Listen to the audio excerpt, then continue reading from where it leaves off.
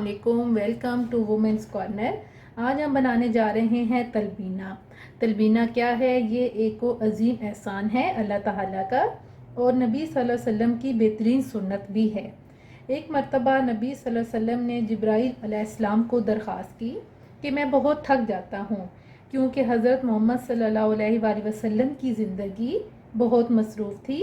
सुबह से शाम तक नमाज़ पढ़ना, तहज्जुद पढ़ना, लोगों को सिखाना और जमातों में तश्कील करना और सहाबा कराम को जहाद के लिए भेजना, उनके खाने ज़ादे राह का बंदोबस्त करना, ये सारी की सारी मसरूफियात थी। तो नबी सल्लल्लाहु अलैहि वसल्लम ने अर्ज़ की कि मैं थक जाता हूँ। तो जिब्राइल ने अल्लाह ताला की तरफ से इरशाद फरमाया कि आप तलबीना को इस्तेमाल कीजिए। तो इससे हमें पता चलता है कि तलबीना कितना मुफीद है और ये नबी सल्लल्लाहु अलैहि वसल्लम की सुन्नत भी है।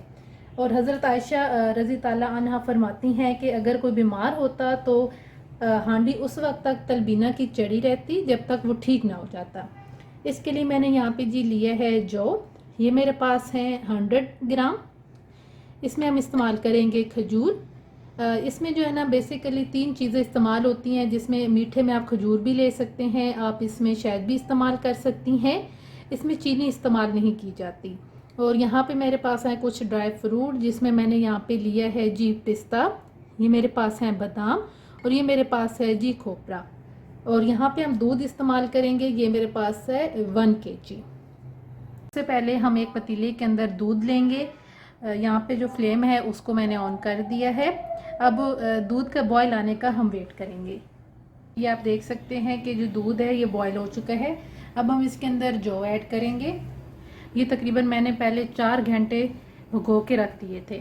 3 से 4 घंटे पहले अगर आप इसको भिगो के रख देंगे तो ये थोड़े नरम हो जाएंगे। अब हम इनको ऐड कर देंगे और अब मैं इसे कवर कर दूंगी अच्छी तरह से मिक्स करने के बाद। तकरीबन 8 से 10 मिनट के लिए हम इसे कवर करेंगे। तकरीबन 10 मिनट हो चुके हैं। अब हम इसका कवर उतार के चेक करेंगे। ये आप देख सकते हैं अभी मज़ीद हमने इसको थिक करना है। अब इस पॉइंट पे इसके अंदर हम इलायची पाउडर ऐड कर देंगे। ये मेरे पास है 1/2 टेबल स्पून। अगर आपके पास इलायची पाउडर नहीं है तो आप इलायची भी डाल सकती हैं। अब इसे मज़ीद मैं 5 मिनट के लिए कवर करूँगी। 5 मिनट हो चुके हैं। अब हम इसके अंदर ऐड करेंगे खजूर। इसके पहले मैंने गुठलियाँ निकाल ली थी और इसको जो है ना मैंने बारीक काट लिया है। ये तकरीबन मेरे पास है जी 10 अदद खजूर मैंने ली थी। इनको अब हम यहाँ पे मिक्स करेंगे। इसमें चीनी नहीं जाती, तो आप अगर आपके पास खजूर नहीं है तो आप इसकी जगह शहद भी इस्तेमाल कर सकती हैं। अब हम इसे मज़ीद कवर करेंगे तकरीबन 20 से 25 मिनट के लिए। तकरीबन 25 मिनट हो चुके हैं। अब हम इसका कवर उतारेंगे और चेक करेंगे कि ये किस पोजीशन में है। ये आप देख सकते हैं ये बिल्कुल हमारा रेडी है। अब इस पॉइंट पे हम इसके अंदर ड्राई फ्रूट ऐड करेंगे, जिसमें हमने लिया था बादाम, ये ऐड कर दिए। साथ इसमें जाएगा पिस्ता